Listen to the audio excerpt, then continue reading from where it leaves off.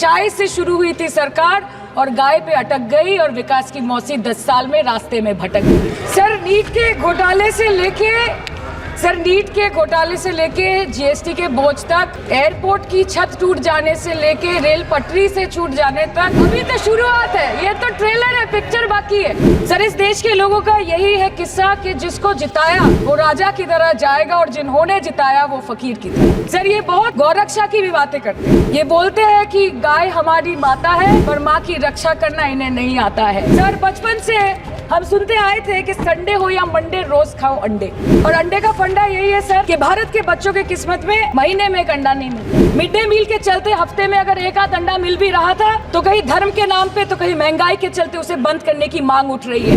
2014 में जो किसान मोदी है तो मुमकिन है सोच के और अच्छे दिन के ख्वाब देख के बीजेपी को वोट दे रहा था, आज 10 साल बाद वो बोलता है कि मोदी है तो नामुमकिन है कि अगर समय चला गया तो साधना नहीं होगी, अगर भक्त रूठ गए तो आराधना नहीं होगी। और 3 से 303 से 240 के आंकड़े बोलते हैं कि इस बार जो आप चले गए तो दोबारा लौटने की संभावना नहीं होगी। अरे उधर वाले बता इसमें बुरा क्या है, हवा के 4 झोंके अगर इधर से भी गुजर जाए। नीति आयोग की जो मीटिंग हुई थी वहाँ पे हमारी माननीय मुख्यमंत्री वो बंगाल के लोगों की बात रख रहे यहाँ पे आई थी, लेकिन उनका माइक ऑफ कर दिया गया। आगे जाके बंगाल के लोग आपके पार्टी की माइक ऑफ कर देंगे, बस एक चुनाव बाकी, आप देख लीजिएगा। सर ऐसे ही वारदात होते हैं जहां गरीबी से जूझता हुआ एक किसान उसको अपनी गाय भेड़ बकरी को बेचने में मजबूर करते हैं और अंत में जाके वो अपनी खुद की जान ले लेते हैं। पिछले 10 सालों में 1,12,000 किसानों ने इस देश में आत्महत्या की। 10 साल में हर दिन इस देश में एवरेज में 30 किसान हर दिन अपनी जान ले लेते हैं। आम आदमी के दूध, छाछ, लस्सी, दही, पनीर पर 5% की जीएसटी, क्रीम, कंडेंस्ड मिल्क, मक्खन, घी पर 12% की जीएसटी और अमीरों के हीरो पर सिर्फ 1.5% की जीएसटी। सरकार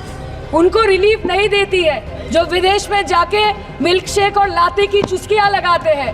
ये सरकार उनको रिलीफ नहीं देती जो आम आदमी 2 पैकेट दूध खरीदने से पहले 10 बार सोचता है। मैं जादवपुर लोकसभा क्षेत्र से पहली बार चुनकर इस सदन में आई हूँ और मैं धन्यवाद देना चाहती हूँ मेरी लीडर ममता बनर्जी और अभिषेक बनर्जी का और जादवपुर लोकसभा क्षेत्र के सारे वोटरों का जिन्होंने मुझे भारी बहुमत से जिताया और इस सदन में भेज के बीजेपी को एक पैगाम दिया कि पश्चिम बंगाल में माननीय सदन में इन नेताओं को धन्यवाद नहीं होता। और ये संदेश सर ये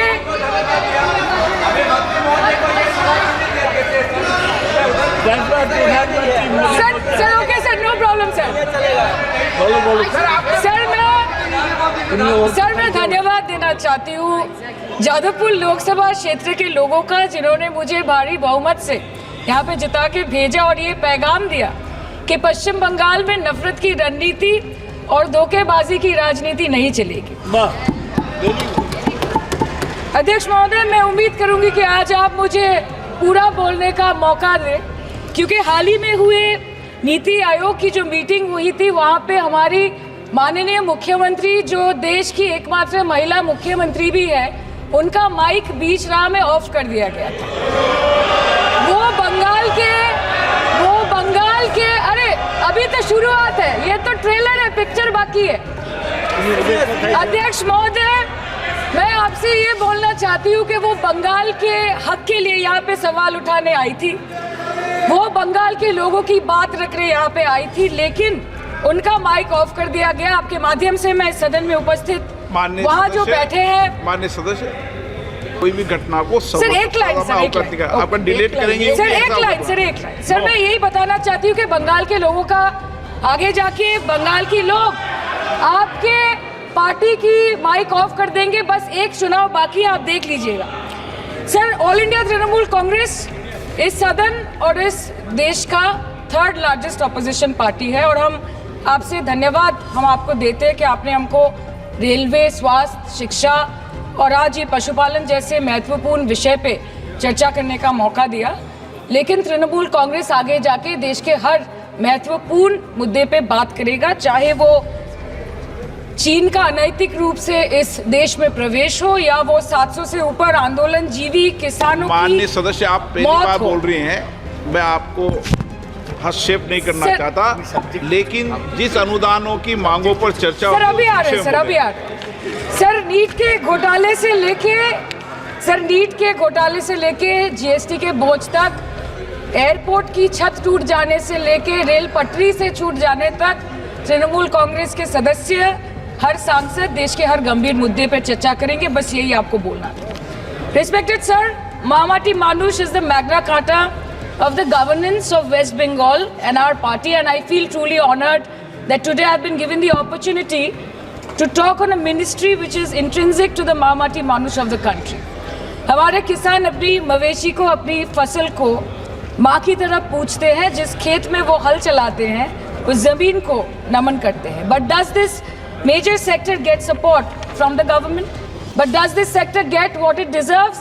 इसका जवाब अगर आप देश के किसान से पूछेंगे तो वो आपको यही बात बोलेंगे कि चाय से शुरू हुई थी सरकार और गाय पे अटक गई और विकास की मौसी 10 साल में रास्ते में भटक गई।